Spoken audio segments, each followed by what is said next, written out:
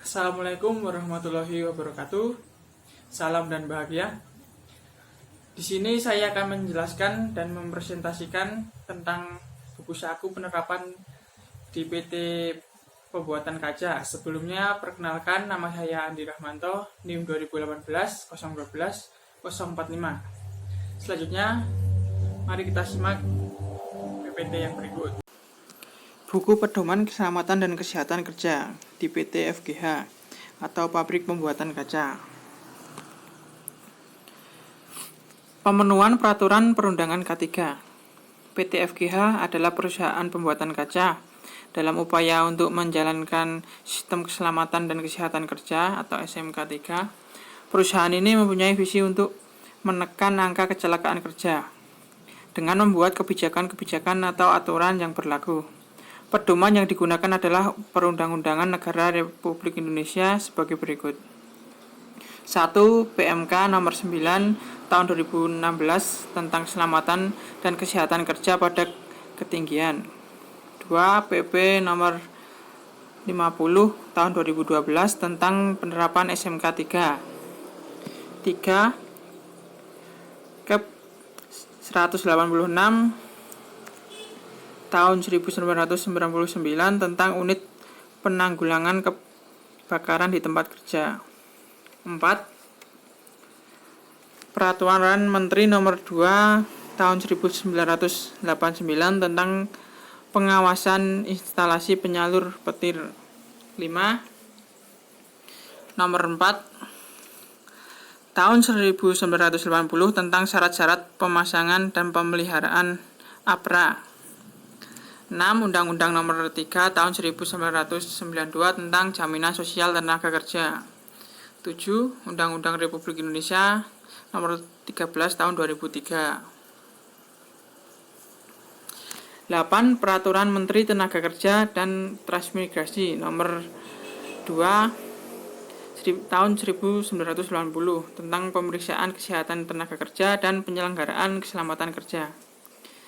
Nomor 9. Peraturan Menteri Tenaga Kerja dan Transmigrasi Nomor 1 Tahun 1981 tentang kewajiban melaporkan penyakit akibat kerja. Sedang pelaksanaannya diatur dalam Keputusan Menteri Tenaga Kerja Nomor Keputusan 333 Tahun 1989. 10. Peraturan Menteri Tenaga Kerja RI Nomor per 03 tahun 1998 tentang tata cara pelaporan dan pemeriksaan kecelakaan. 11. Keputusan Menteri Kesehatan Nomor 261 Menteri Kesehatan SK 2 tahun 1998. Penyelesaian masalah di tempat kerja. Dari masalah-masalah terkait pelanggaran yang dilakukan pekerja, perusahaan sudah membuat bagaimana tata cara atau prosedur yang dilakukan untuk menyelesaikan masalah tersebut. Berikut ini adalah cara yang dilakukan untuk menyelesaikan masalah pelanggaran K3. 1. Mencatat pelanggaran yang terjadi di lapangan pada buku laporan. 2. Berkoordinasi oleh tim Komite K3 dengan menyerahkan bukti buku laporan pelanggaran serta dokumentasi. Yang ketiga, tim Komite K3 berkoordinasi dengan pemangku kepentingan terkait untuk memanggil pekerja yang melanggar. Nomor 4, mewawancarai pekerja yang melanggar serta mencatat alasan-alasan si pelanggar. 5.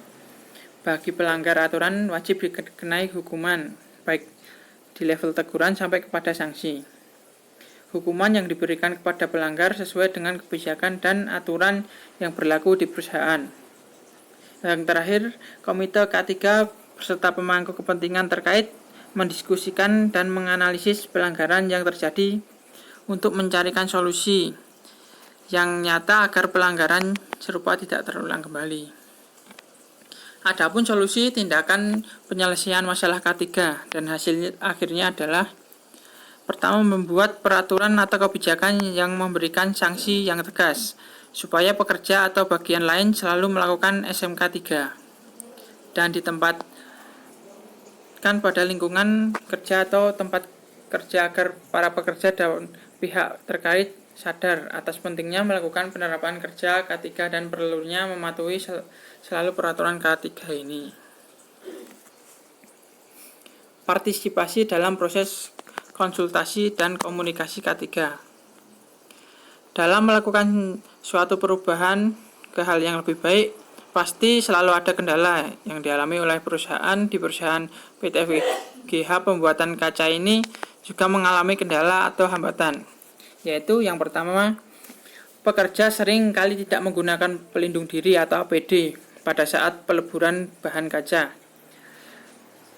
dan dengan alasan panas saat digunakan ditambah keadaan suhu ruangan yang sangat panas. Kedua, suhu ruangan yang sangat panas sehingga kadang pekerja tidak maksimal dalam melakukan produksi kaca atau sering beristirahat dan saat waktu belum istirahat. Yang ketiga, lantai yang licin mempengaruhi kinerja para pekerja sehingga sangat berhati-hati dalam melakukan pekerjaan atau terbilang lebih lambat. Ini mempengaruhi kecepatan hasil produksi yang dihasilkan. Dari hasil masalah yang sering terjadi di pekerja atau di tempat pekerjaan, selanjutnya harus dicatat pada buku laporan yang ditulis oleh pengawas yang kemudian nanti akan dilaporkan kepada pihak penanganan K3.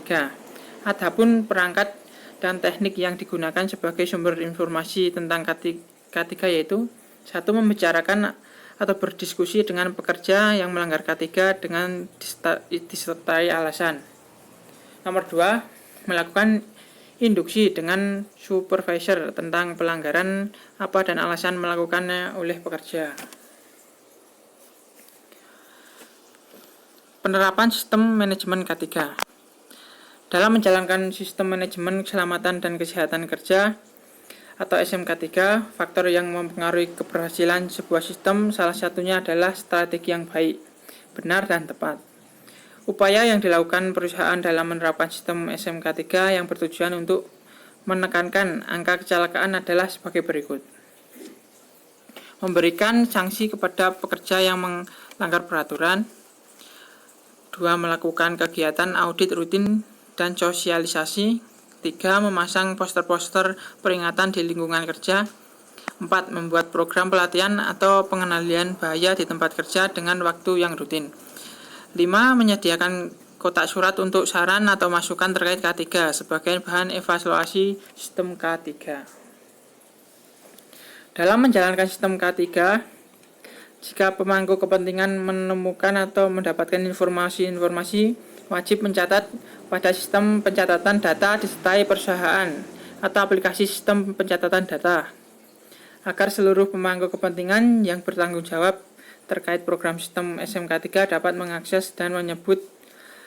Adapun pemangku kepentingan yang dapat mengakses data tersebut yaitu: 1. Manajer, 2. Komite K3, 3. P2 K3, 4. Penyila, yang kelima yaitu pihak terkait. Terima kasih. Itu dulu yang dapat saya sampaikan. Ada kurang lebihnya mohon maaf. Wassalamualaikum warahmatullahi wabarakatuh. Salam.